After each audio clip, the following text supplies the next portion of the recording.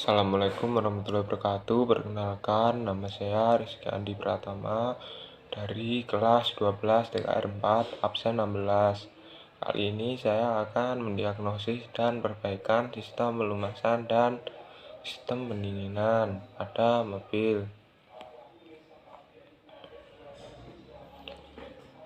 Sistem pelumasan dalam mesin mobil. Komponen-komponen sistem pelumasan adalah 1. Oil pressure switch, suatu komponen yang berfungsi sebagai switch yang mengaktifkan lampu peringatan bila tekanan oli tidak tercukupi pada saat mesin mobil dinyalakan. Oil pump,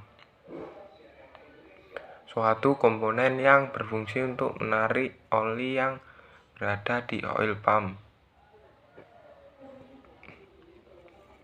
dan memompa oli tersebut ke seluruh bagian mesin mobil. 3. Relief valve, komponen ini bekerja untuk membebaskan tekanan pada saat oil pump mempunyai tekanan yang berlebihan.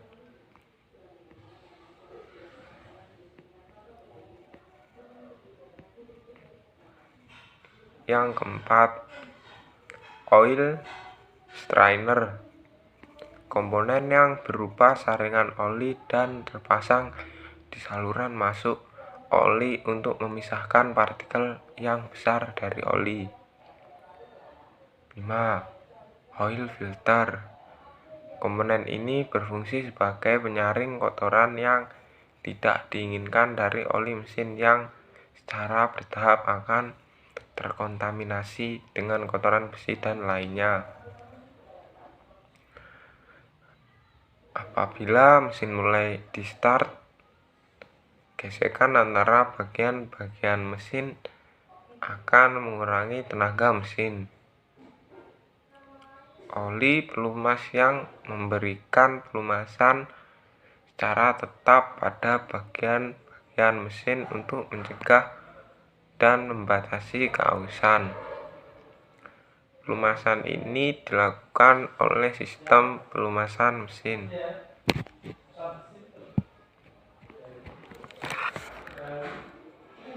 Cara pemeriksaan minyak pelumas.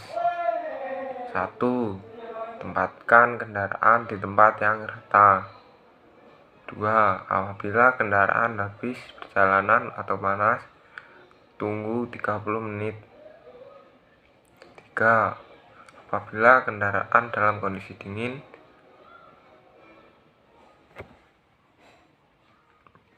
hidupkan 1-3 menit kemudian matikan. 4. Tarik batang pengukur minyak dan bersihkan kain lap, kemudian masukkan kembali dengan tepat. 5. Tarik kembali batang pengukur, kemudian perhatikan. 6. Periksa volume minyak harus pada level F dan L pada batang pengukur. 7. Periksa viskositas atau kekentalan minyak dengan jari tangan. 8. Periksa perubahan warna minyak mesin. Contoh perubahan warna minyak mesin. Yang ke-1, warna merah berarti minyak tercampur bensin. Warna kelabu berarti bercampur serbuk bantalan. Warna susu berarti bercampur dengan air.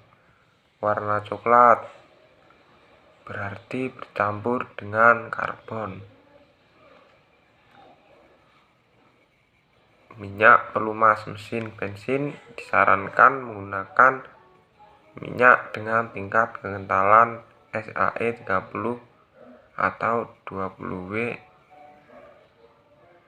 50 dengan api servis ke atas. Prinsip pelumasan.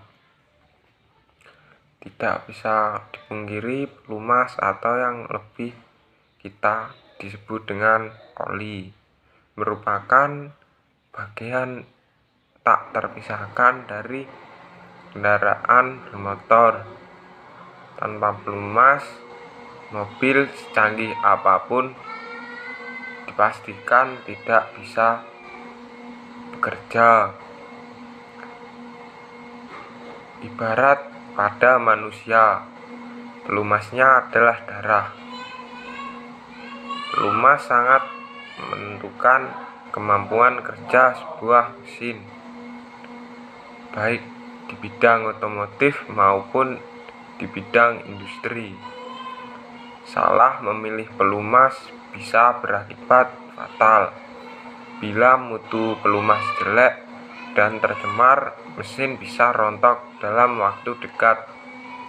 Pemilihan dan penggunaan pelumas yang tepat akan sangat membantu kelancaran kerja dan keawetan sebuah mesin. Mengapa mesin sangat membutuhkan pelumasan? Jawabannya, untuk mengatasi gesekan. Dua permukaan logam yang bergerak satu sama lain mempunyai gesekan. Fungsi pelumas adalah memisahkan dua permukaan logam yang saling bergesekan itu agar keausan dapat dikurangi. Jika tidak ada lapisan pelumas, bisa dibayangkan apa jadinya mesin bisa rontok. Pelumas juga berfungsi untuk mendinginkan mesin, yaitu dengan cara menyalurkan panas akibat gesekan dan pembakaran. Selain itu, berfungsi untuk membersihkan mesin dengan cara mengangkut kotoran dan elemen logam yang akan dititipkan di filter oli di setiap sirkulasi. Fungsi lain dari pelumas yang tidak kalah penting adalah untuk memaksimumkan kompresi dan mempertahankan tekanan. Jika tekanan yang hilang terlalu besar, pembentukan sil atau lapisan pelumas yang tidak baik, mesin akan kehilangan tenaga sehingga konsumsi bahan bakar meningkat, yang berarti pemborosan biaya. Begitu vitalnya pelumas bagi kendaraan bermotor atau mesin-mesin industri, sehingga memacu para ahli untuk tak hentinya berusaha menciptakan formula yang dapat menghasilkan suatu pelumas berkualitas tinggi.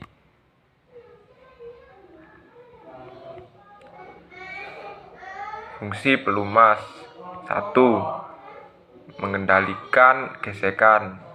2. Mencegah keausan.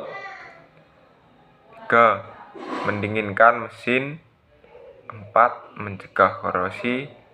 5. Memelihara mesin agar tetap bersih. 6. Memaksimumkan kompresi. Mempertahankan tekanan. Gesekan dan keausan. Gesekan, hambatan yang menahan gerakan pada dua permukaan yang saling berkontak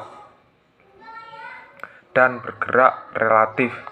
Akibat dari gesekan timbul keausan, kehilangan energi, timbul bunyi.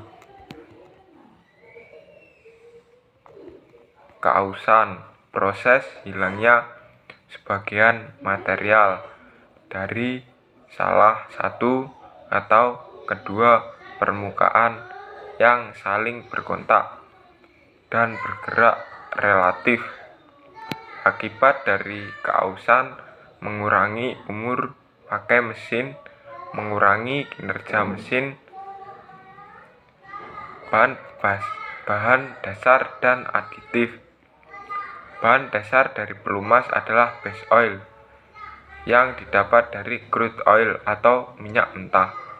Tapi tidak semua crude oil bisa diolah menjadi base oil. hanya minyak mentah dari jenis parafinik saja yang menghasilkan base oil untuk bahan dasar pelumasan.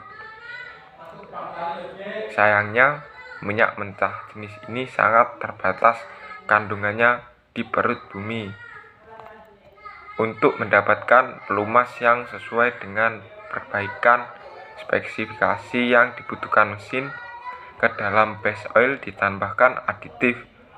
Aditif merupakan senyawa kimia atau chemical compound dalam formulasi tertentu yang ditambahkan ke dalam base oil untuk mendapatkan pelumas sesuai spesifikasi yang ditentukan. Komposisi base oil dalam pelumas berkisar 80% dan komposisi aditif sekitar 30%. Contoh ketidakberesan pada sistem pelumasan yang bisa dilihat dari kondisi oli dan tanda-tanda di komponen pada mobil. 1. Percikan di lubang pengisian.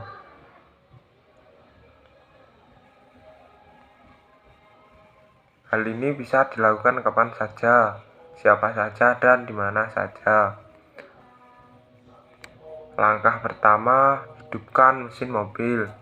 Setelah itu, buka tutup lubang pengisian oli dan kemudian amati.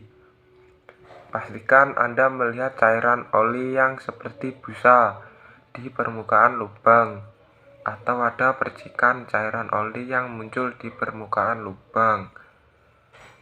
Bila Anda mengetahui atau mendapati hal itu, berarti sistem pelumasan mesin masih normal.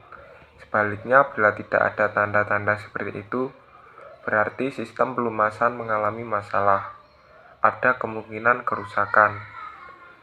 Sedikitnya ada 2 kemungkinan. Pompa oli lemah atau rusak. Secara teknis, sistem kerja pelumasan sangat tergantung pada pompa oli. Komponen ini akan menekan atau memompa oli disalurkan ke berbagai komponen agar terlumasi, sehingga bila pompa lemah atau rusak, maka semburan oli ke komponen tidak akan terjadi. Salah satu pertanda yang paling mudah diamati adalah adanya percikan ke permukaan lubang pengisian. Minimal oli muncul ke permukaan lubang pengisian. Bila hal itu terjadi di mobil Anda, maka beberapa komponen dari logam seperti piston, ring piston atau blok silinder, dan lain-lain akan rusak. Oleh karena itu disarankan untuk melakukan overhaul pompa oil dan menggantinya bila telah aus. Saringan atau filter dan saluran oli tersumbat. Saringan oli tersumbat karena pemilik mobil kerap terlambat atau sengaja membiarkan tidak mengganti oli. Padahal oli yang telah terlalu lama banyak sekali membawa kotoran dan kemungkinan besar serbuk logam akibat gesekan komponen mesin. Selain itu, oli yang sudah kadaluarsa sangat rentan bersenyawa dengan udara dan menghasilkan butiran-butiran kotoran. Berbagai kotoran yang berupa butiran, meski ukurannya sangat kecil, berpotensi menyumbang saringan dan saluran oli. Oleh karena itu, sangat disarankan untuk sering membersihkan saringan atau saluran oli. Membersihkan saluran oli bisa menggunakan cairan flusing dan anti saringan oli bila sudah waktunya atau bila kondisi oli telah kotor meskipun belum saatnya ganti. Yang kedua, amati asap dari knalpot.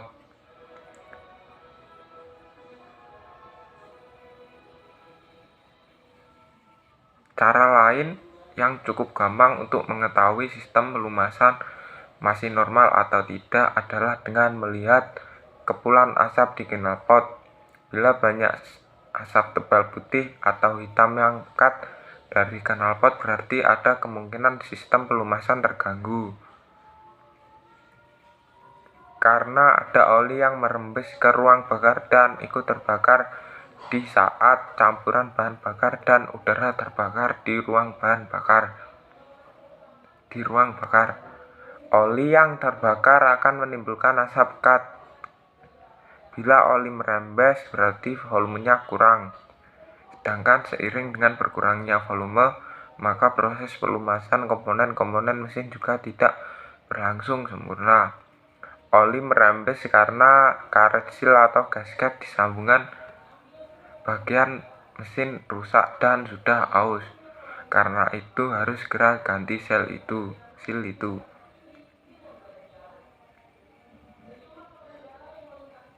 Tetapi sebelum membuat kesimpulan bahwa itu terjadi adanya kebocoran oli mesin atau tidak, Anda wajib memeriksa booster rem, sebab asap pekat dari knalpot bisa saja disebabkan oleh karet booster rem bocor karena robek dan minyak rem di bagian itu merembes dan menetes ke ruang bakar. Oli berubah warna.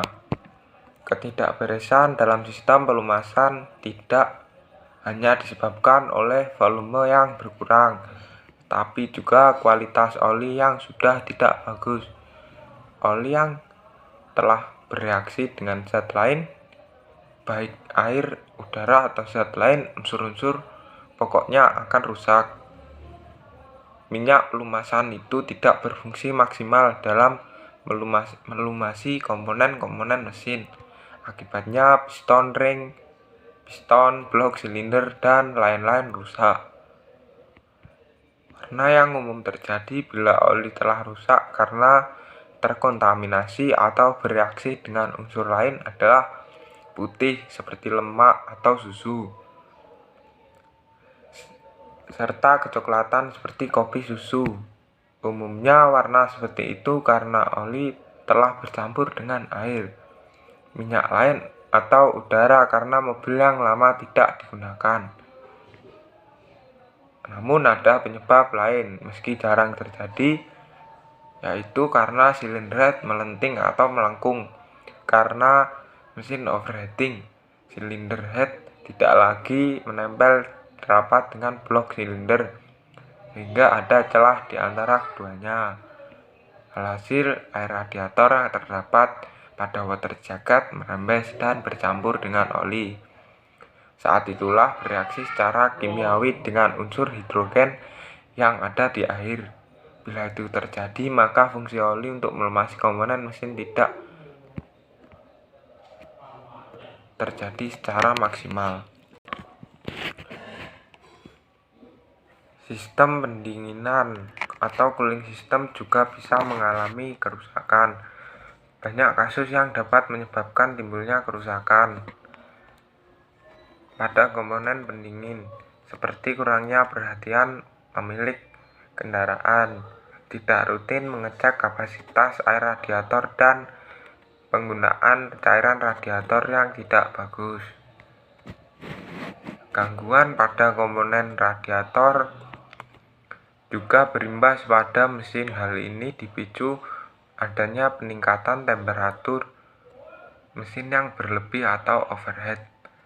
Mesin yang mengalami overheating akan kehilangan daya dan bahkan mesin menjadi mati atau mogok. Terdapat banyak komponen sistem pendingin, diantaranya radiator, tutup radiator, kipas pendingin, pompa air, termostat, selang utama inlet dan outlet, selang bebas, dan water jacket. Gangguan salah satu atau lebih komponen tersebut akan membuat kinerja sistem pendingin menjadi kurang maksimal, sehingga bisa memicu terjadinya overheat yang berlebih. Beberapa gangguan pada komponen pendingin mesin mobil. 1. Radiator. Radiator merupakan salah satu komponen utama yang berfungsi untuk menukar cairan radiator panas berubah menjadi dingin. Jadi saat air radiator keluar dari mesin bersuhu tinggi, akan didinginkan ketika berada di radiator dengan memanfaatkan hembusan udara yang melewati sirip-sirip radiator. Dengan ini, saat cairan radiator kembali ke mesin, memiliki suhu yang lebih rendah, sehingga suhu kerja mesin tetap selalu stabil. Radiator dapat mengalami kebocoran yang membuat kurangnya volume air radiator, alhasil pertukaran suhu cairan pendingin tidak berjalan dengan baik. Cara untuk mengatasi gangguan tersebut adalah dengan memperbaiki yang bocor. Jika radiator mengalami korosi, maka perlu diganti dengan bagian yang baru. Namun bila gangguan sudah dalam kategori parah, maka Anda harus mengganti dengan unit radiator yang baru. Gangguan radiator bergerak dapat menghambat pelepasan panas. Biasanya radiator bergerak disebabkan adanya endapan kotoran yang sudah mengeras. Sebaiknya perlu dilakukan pembersihan sebelum gangguan tersebut menjadi parah. 2. Tutup radiator. Walaupun hanya sebuah tutup, tapi tutup radiator memiliki peranan yang sangat penting pada sistem pendingin. Tutup radiator berfungsi untuk mengontrol tekanan dan mengatur volume radiator pada kapasitas yang ideal. Gangguan pada tutup radiator berupa rusaknya sel karet dan bekas yang telah melemah. Sebaiknya ganti dengan unit yang baru sesuai spesifikasi standar pabrik.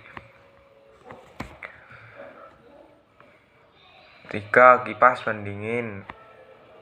Komponen ini berfungsi untuk meningkatkan aliran udara yang mengalir melalui sirip-sirip radiator dan sekaligus mengembuskan udara ke arah mesin yang membantu melepaskan panas. Gangguan pada kipas pendingin berupa putaran kipas yang tidak kencang karena fan belt kurang tegangan sehingga terjadi selip. Selain itu, kipas pendingin yang terlalu lentur akan menghasilkan aliran udara yang tidak begitu kuat sehingga perlu diganti dengan unit kipas baru. Usahakan dalam pemasangan kipas pendingin tidak boleh terbalik.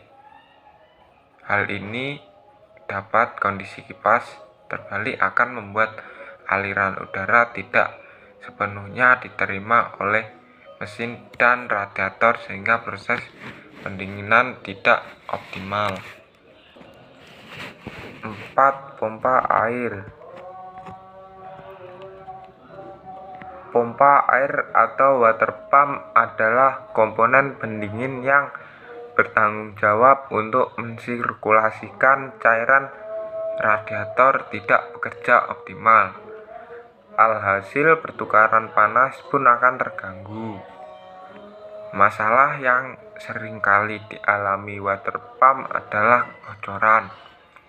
Gangguan ini terjadi karena usia, pakai komponen yang sudah lama, atau tegangan fan belt yang terlalu keras, sehingga kinerja bearing dan seal pada water pump menjadi berat.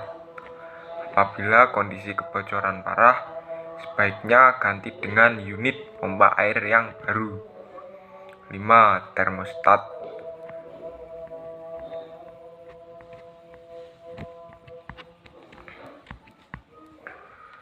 Termostat adalah komponen yang mengontrol aliran air radiator dan mengatur suhu optimal mesin.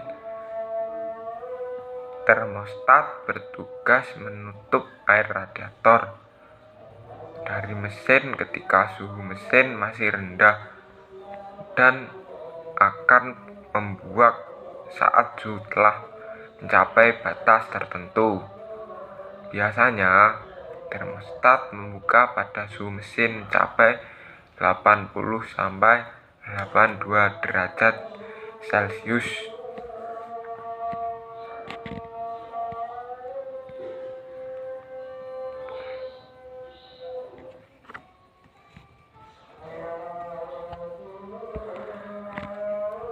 Apabila termostat bermasalah atau rusak, harus segera diganti dengan unit yang baru agar sistem pendingin mobil dapat berjalan normal. Pastikan saat memasang termostat harus dalam posisi yang benar, karena pemasangan yang terbalik akan menyebabkan kebocoran.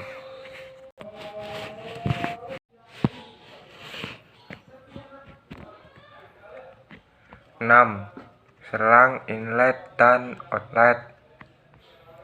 Selang ini berfungsi sebagai aliran cairan pendingin dari mesin ke radiator dan dari radiator ke mesin. Masing-masing selang berada di bawah dan atas radiator. Selang ini dikaitkan dengan cara diklem. Pada setiap ujungnya, masalah yang sering dialami selang inlet dan outlet adalah robek, terlepas, dan penggunaan selang yang tidak tepat. Selang yang robek biasanya karena usia pakai yang sudah lama atau terjadi benturan dengan benda keras. Untuk selang yang terlepas disebabkan klem yang digunakan terputus, penguncian klem yang tidak kuat, dan panjang selang yang terlalu pendek, sehingga saat mesin hidup getarannya dapat membuat selang lepas dari tempatnya. Sedangkan penggunaan yang kurang tepat juga bisa membuat selang robek dan terlepas. Carilah dan belilah selang radiator yang tidak terlalu kaku, berkualitas, dan bentuknya sesuai dengan bawaan pabrik.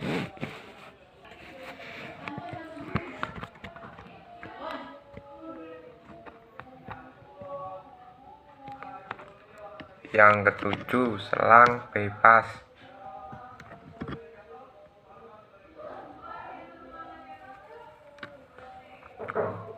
Selang bebas merupakan selang yang berfungsi sebagai jalur kompensator tekanan yang dihasilkan oleh water pump saat termostat berada kondisi tertutup, sehingga mencegah tekanan berlebih dari water pump.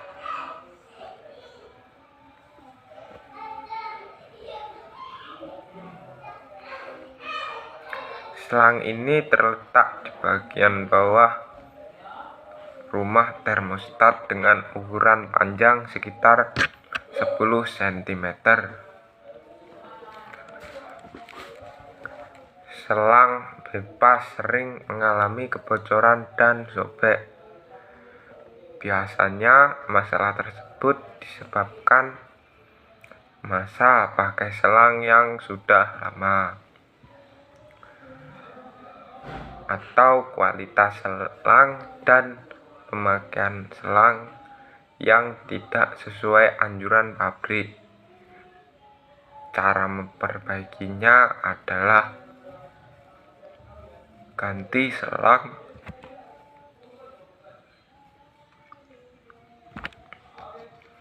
dengan bahan berkualitas dan sesuai rekomendasi pabrik.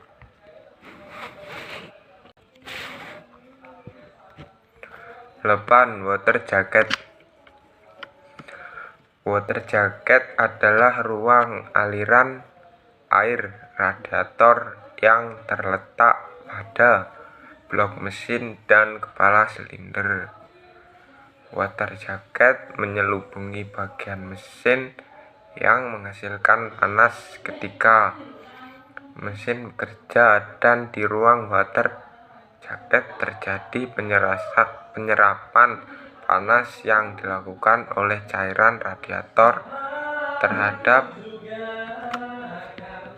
bagian mesin yang panas. Dengan cara inilah Gangguan yang sering dialami pada water jacket adalah aliran water jacket yang tersumbat karena kotoran dan terjadi kebocoran karena kepala silinder retak. Cara memperbaiki water jacket yang kotor adalah dengan membersihkan dengan memakai radiator flush sampai benar-benar bersih dan gunakan air radiator yang mengandung bahan pencegah korosi atau karat. Demikian penjelasan diagnosis dan perbaikan sistem pelumasan dan sistem pendinginan dari saya. Ada kurang lebihnya, ada salah kata, saya minta maaf sebesar-besarnya. Wassalamualaikum warahmatullahi wabarakatuh.